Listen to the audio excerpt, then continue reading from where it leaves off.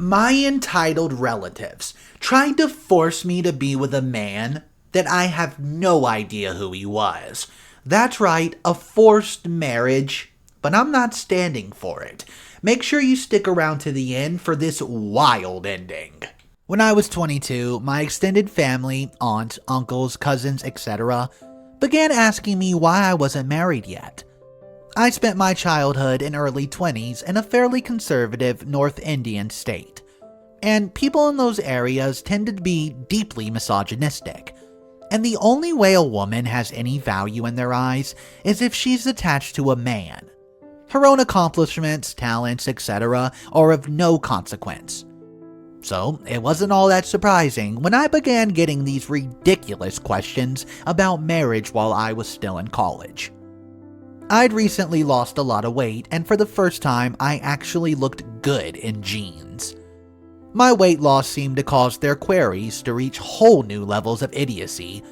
You see, they all assume that's the only reason I lost weight was so I could land a husband.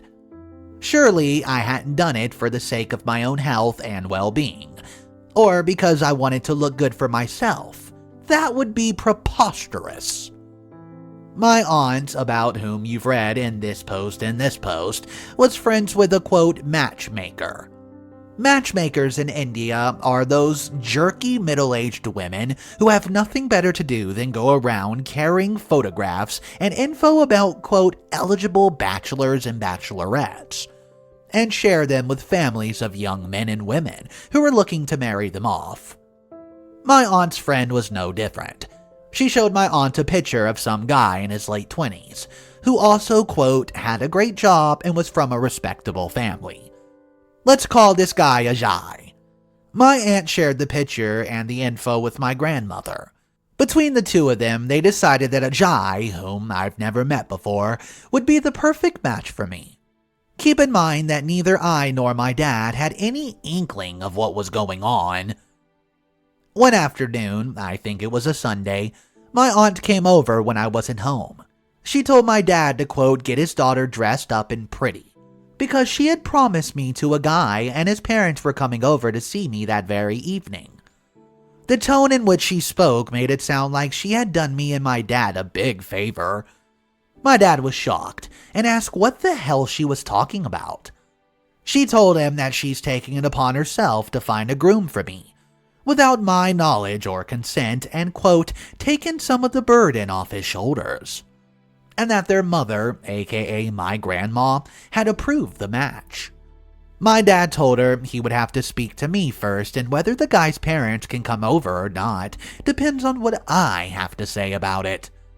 The little jerk actually tried to convince my dad that my consent wasn't necessary, and that as elders they had every right to make the decision for me.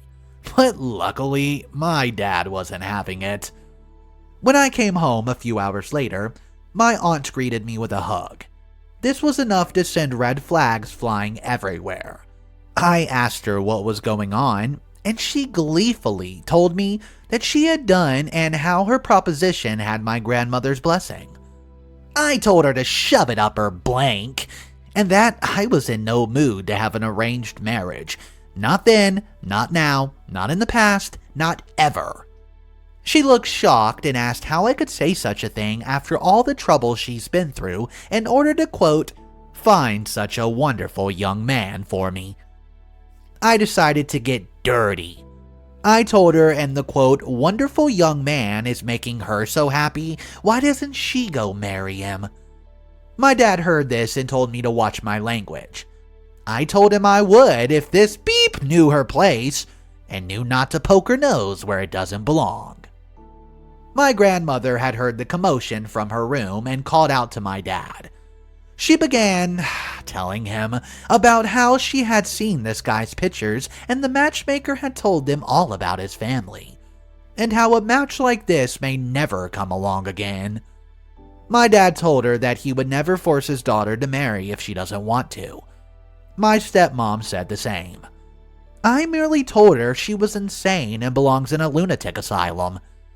This, of course, caused both grandmother and crazy aunt to fake cry and go on and on about how my dad isn't true to them and make the right decision for his daughter.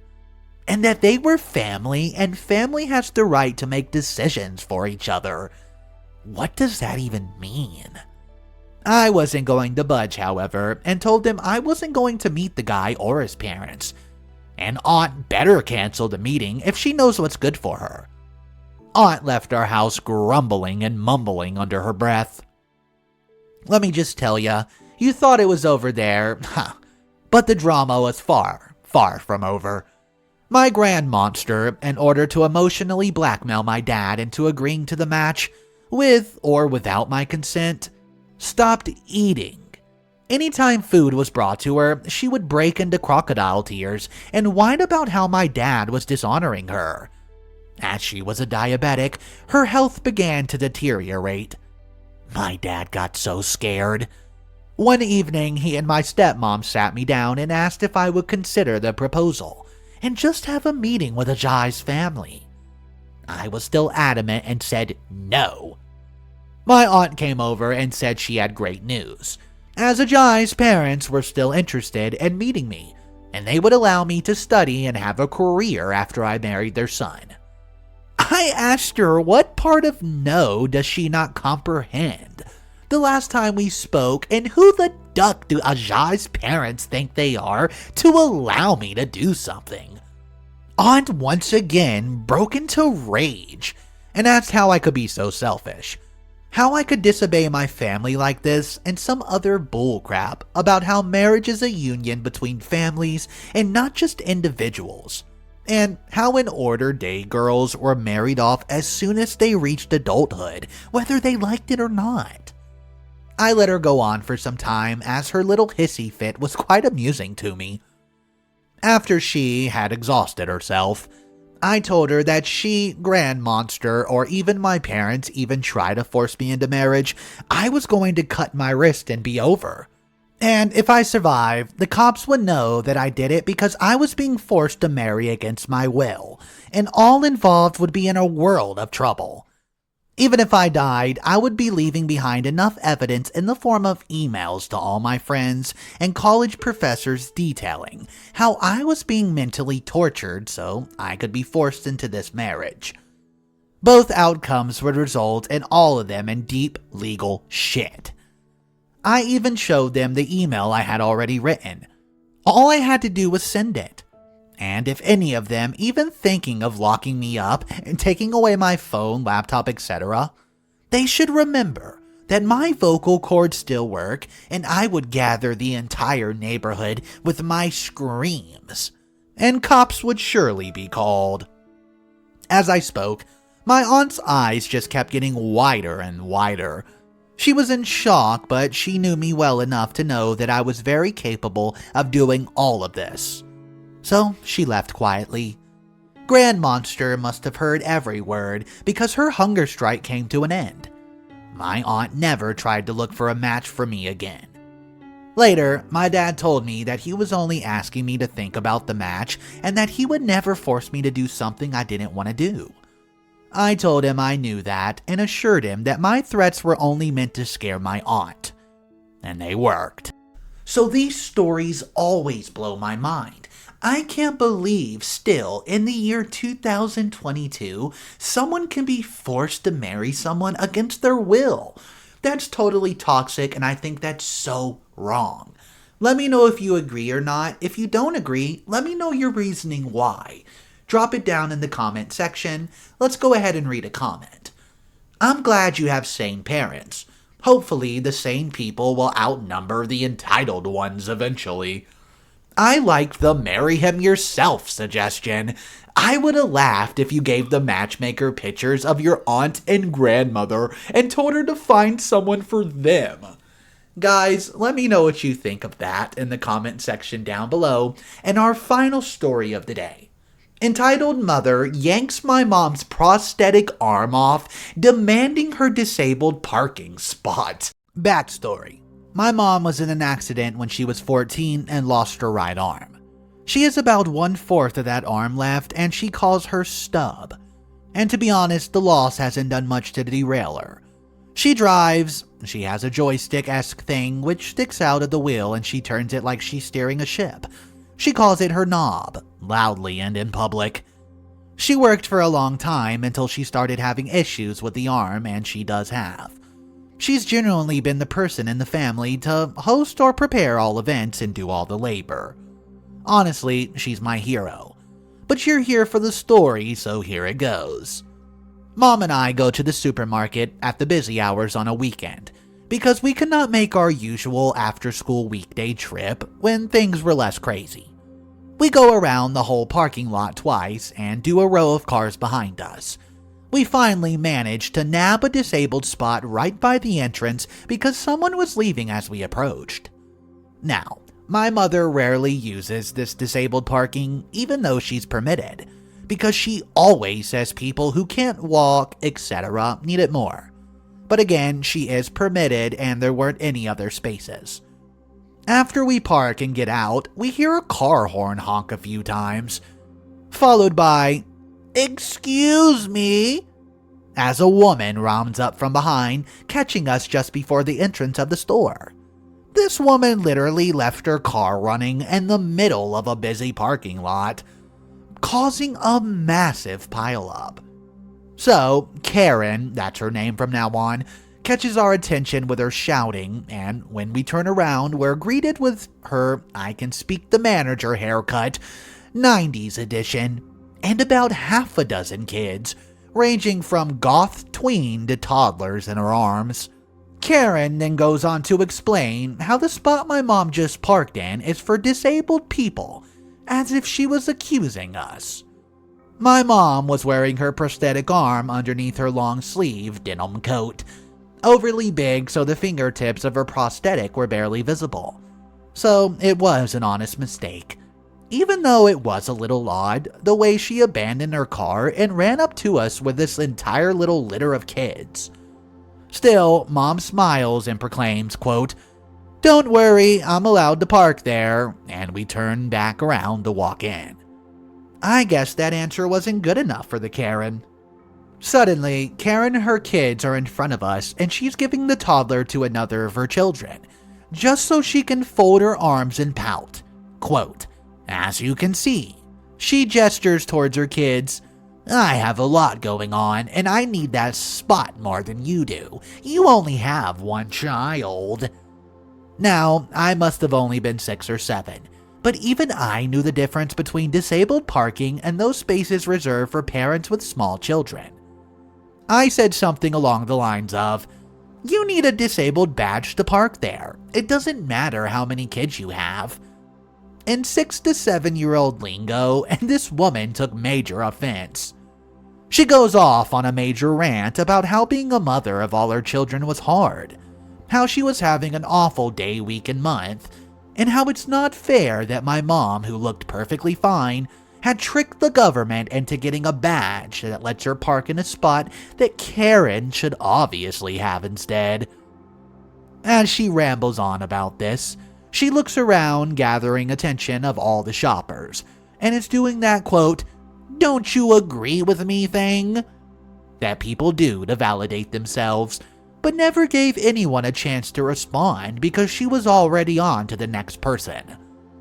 My mom grabs my hand and tries to lead me around the Karen, ignoring her entirely, but Karen sweeps stepping in front of my mom, demanding her spot. She's getting increasingly annoyed and loud. I remember asking my mom several times if I've done something wrong, because my response seemed to have triggered this rant, but she kept reassuring me it was fine, and that I should just ignore her, which annoyed Karen even more. This goes on for about 5 minutes, a very long 5 minutes, before my mom finally snaps. "I have one arm," silencing Karen mid-sentence. I used to wonder why she did not just tell the Karen the specifics earlier. But as I've grown up, I've come to realize that it wasn't anyone else's business, and I can see why my mom would not want to take her jacket off, which is kind of a chore for her, and pop the prosthetic just to prove something. So, we begin to walk around Karen again, but barely make it 5 feet, before we hear her say, Bullshit. What happened next is seared into my brain. Karen storms up to my mother and tries to undress her. Yes, the denim jacket. And is just shaking and calling my mother a liar. My mother goes into full fight to death mode because physical altercations are obviously more intense or scary for her. She starts scratching, flailing, kicking, and even tries landing a headbutt square on Karen's nose. And as she does this, one of Karen's children attempt to jump in and help their mom, which leads to me jumping in to help mine, and suddenly I'm brawling with her kids like it's WWE wrestling. This couldn't have lasted longer than 30 seconds. It was enough time for people to stop and gather, but not enough for anyone to react to put a stop to it. I can't imagine what it must have looked like. Two women in their 30s fighting as their children do the same by them. But it all came to a stop when somehow Karen manages to yank my mom's denim jacket from her, and off pops her prosthetic with it, crashing to the ground and resulting in a universal gasp that shook the entire parking lot. All that's left on my mom's arm at this point is a suction cup and the sharp nail-like hook that slots into the prosthetic. It looks like a blade sticking out of her, quote, stub as she calls it. And without missing a beat, my mom raised it to Karen, and in a sarcastic tone goes, "Come on then." A woman from the crowd that gathered around us stormed into our little fight circle and picked my mom's arm up and handed it to her, before going off on Karen, who looked smaller than 7 years old at me at that point. People started shouting to, quote, "Get security! Get security!" And Karen rallies her spawn and they all run for the car. I still remember her kids yelling for her not to leave them, because only her oldest could keep up with her running away as the rest tried to trail behind. My mom was visibly shaken by the incident and wanted to save face from me in the crowd that was suddenly hounding us. She insists she's fine, doesn't want the police, doesn't want the fuss, and we go about our shopping. When we go to check out, about 30 minutes later, a few of the people that witnessed the whole thing had gathered and insisted that they pay for my mom's stuff, which she reluctantly accepted. Then they helped us take all the shopping out of the car, and when we got home, my mom tells me she doesn't want me getting in any fights ever again. Then she let me have way too many donuts.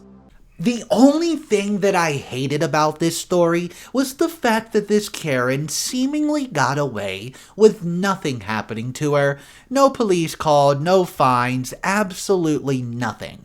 Just hopped in her car with her kids and took off. Let me know what you think about that, but first let's read this comment. Quick to anger and violence, nothing.